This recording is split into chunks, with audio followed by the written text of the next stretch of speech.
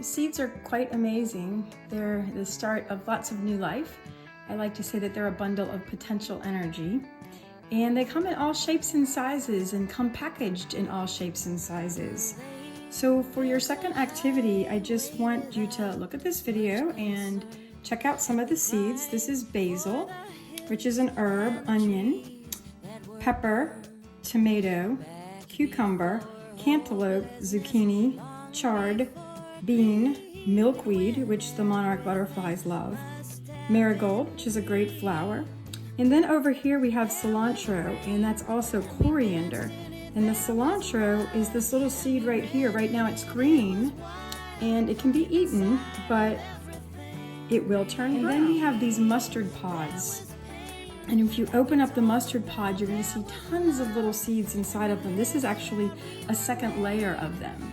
And then we have radishes. The radish pods actually, when they're this small and this small, they can be eaten. They're quite tender and good and taste similar to a radish. And then when you open up the pod, you see the radish seed, which can actually be planted. So you also have your hand lens, and be sure to take a look at the beans and the seeds through your hand lens. This is magnifying at 5 times, and then if you take that little one, it's hard to do on the camera, but if you take the little one, it actually magnifies at 15 times. There was a good. So this is your exploration on seeds, the incredible seed. These seeds are really neat because they travel by the air, the way that they're set up. They can blow really far. And if you notice these seeds, the cucumber, the cantaloupe, the zucchini, they're all very similar. And they're all in the same family as melons, watermelons, and like I said, cucumbers and zucchini. They're cucurbers, and they're all in the same family. And then if you look at these peppers and tomatoes, you're going to notice that those seeds are very similar as well, and they're in a nightshade family.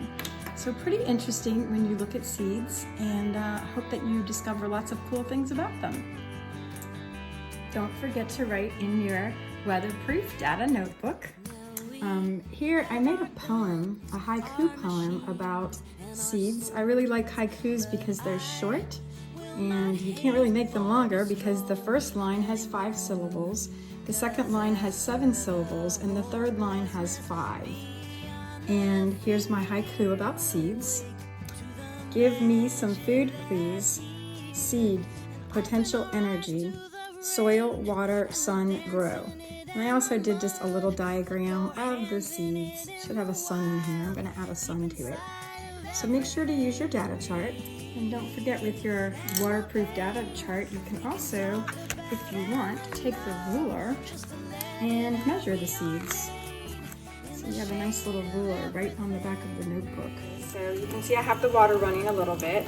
And if I'm out in the field and oops, I drop it, check that out. It's waterproof. And then I can still write on it after it gets wet. Pretty neat, huh? And yes, you can try this at home. Also, for activity 2, you have this nifty little seed pack. And this is for you to go find seeds outside and put them in here. And maybe do a drawing or write something, decorate your little seed pack. As a gardener, I really love seeds, and lots of people share seeds with us. A lot of these are actually from Renee's garden out of California, and they share seeds with us for me to use with students and in the community garden. These are actually from a brand called Cornucopia. So if you ever want some seeds, come see me at the garden. I didn't want to give you a full pack of something that you might not want, but please do come see me. I'm so happy to share seeds. I want to focus on 2 major seeds today, and that is going to be your improved tender green bush beans and your Blue Lake stringless pole beans.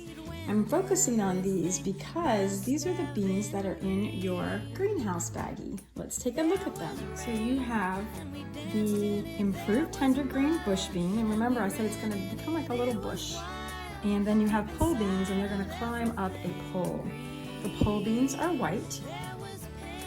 And this outside part, this white section, is called the seed coat. So there's lots of different names for different parts of seeds, but this is the seed coat. And the tender green bush has a brown seed coat. It's kind of browned and speckled, really pretty. And you're gonna notice the first thing that happens to them is that they start to separate a little bit whenever they get wet. So they start to open it up.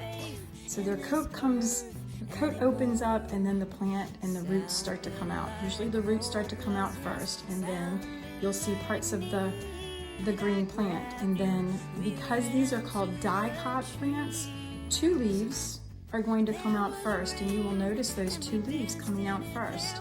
And that's part of the embryo of the seed.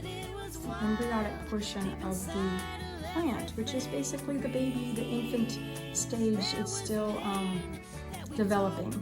On the back of the packs, it tells you when and where to start growing the beans, how much sun they need, how long they take. Now, for those of you that have been in my gardening class, you know that we're in Zone 9A.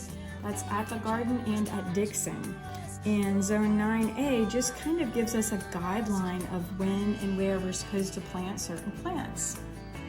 So on here, it really tells you that the beans need warm weather. They both say that. And it gives you information about how big it gets, how far you should plant it, if it needs a lot of sun. So the bush gets about 2 feet. They can get quite a bit longer for the pole beans. So again, your package gives you lots of great information. 'Cause after